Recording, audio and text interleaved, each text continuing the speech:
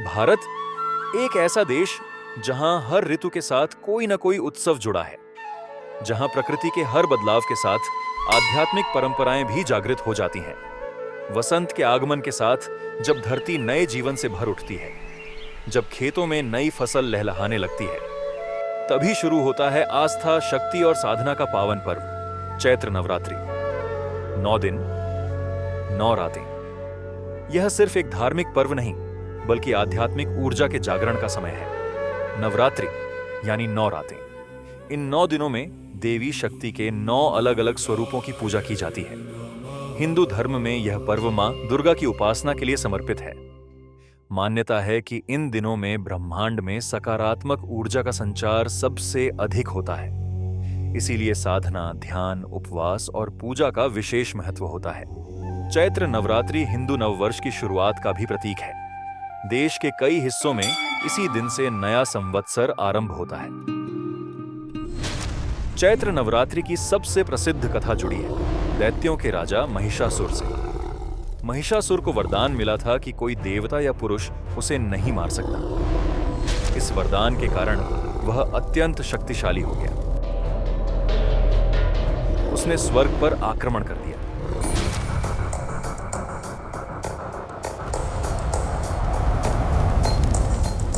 और देवताओं को पराजित कर स्वर्ग पर कब्जा कर लिया।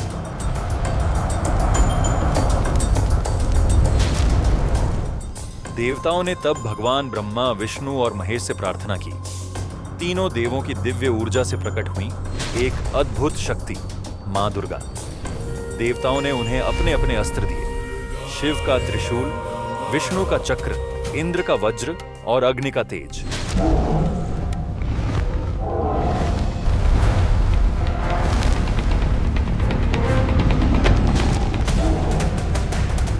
सिंह पर सवार देवी दुर्गा ने महिषासुर से युद्ध किया। यह युद्ध लगातार 9 दिनों और 9 रातों तक चला।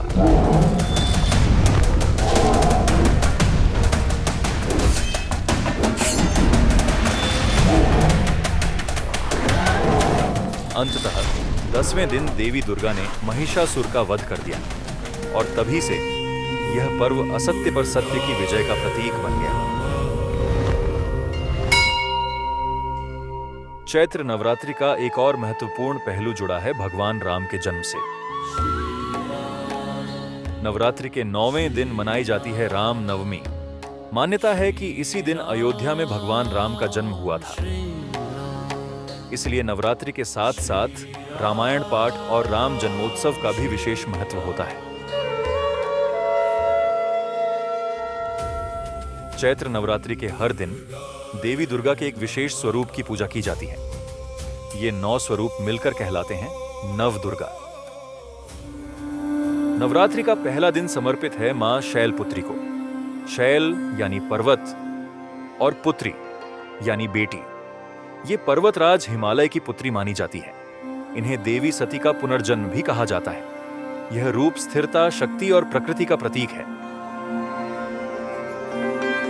दूसरे दिन पूजा होती है मां ब्रह्मचारिणी की। यह रूप तपस्या और संयम का प्रतीक है। मान्यता है कि देवी पार्वती ने भगवान शिव को पति के रूप में पाने के लिए हजारों वर्षों तक कठोर तप किया था। इसी तपस्विनी रूप को ब्रह्मचारिणी कहा जाता है। तीसरे दिन पूजा होती है मां चंद्रघंटा की।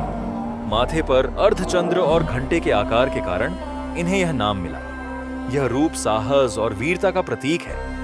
देवी का यह स्वरूप अपने भक्तों को भय से मुक्त करता है। चौथे दिन आराधना होती है मां कूष्मांडा की। पौराणिक मान्यता के अनुसार देवी ने अपनी मुस्कान से पूरे ब्रह्मांड की रचना की थी। इसीलिए इन्हें सृष्टि की आदिशक्ति माना जाता है।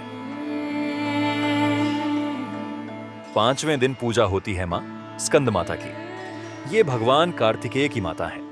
स्कंद माता का स्वरूप मातृत्व, करुणा और संरक्षण का प्रतीक है। छठे दिन आराधना होती है मां कात्यायनी की। ऋषि कात्यायन की तपस्या से प्रकट हुई देवी कात्यायनी ने ही महिषासुर का वध किया था। यह रूप न्याय और शक्ति का प्रतीक है। 7वें दिन पूजा होती है देवी के सबसे उग्र रूप काल रात्रि की।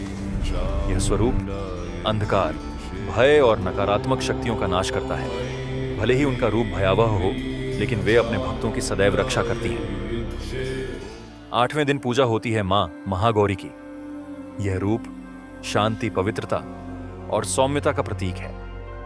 मान्यता है कि कठोर तपस्या के बाद भगवान शिव ने गंगा जल से देवी को स्नान कराया, जिससे उनका स्वरूप अत्यंत गौरवर्ण हो गया। नवरात्रि का अंतिम दिन समर्पित है मां सिद्धिदात्री को। यह देवी अपने भक्तों को 8 प्रकार की सिद्धियां और आध्यात्मिक शक्तियां प्रदान करती हैं। चैत्र नवरात्रि की शुरुआत होती है कलश स्थापना से। घर या मंदिर में कलश स्थापित कर देवी का आह्वान किया जाता है। इन 9 दिनों में भक्त उपवास रखते हैं, मंत्र जाप करते हैं और देवी दुर्गा की आराधना करते हैं। कई लोग इन दिनों दुर्गा सप्तशती का पाठ भी करते हैं। नवरात्रि के 8वें या 9वें दिन कन्या पूजन का विशेष महत्व होता है। 9 छोटी कन्याओं को देवी का स्वरूप मानकर उनकी पूजा की जाती है। उन्हें भोजन कराया जाता है और आशीर्वाद लिया जाता है। नवरात्रि सिर्फ पूजा और व्रत का पर्व नहीं है। यह हमें सिखाता है कि हम अपने भीतर की नकारात्मक शक्तियों को पराजित करें। अहंकार, क्रोध, लोभ और भय को त्याग कर सत्य, साहस और करुणा के मार्ग पर चलें। देवी दुर्गा की तरह हम भी अपने भीतर की शक्ति को पहचानें।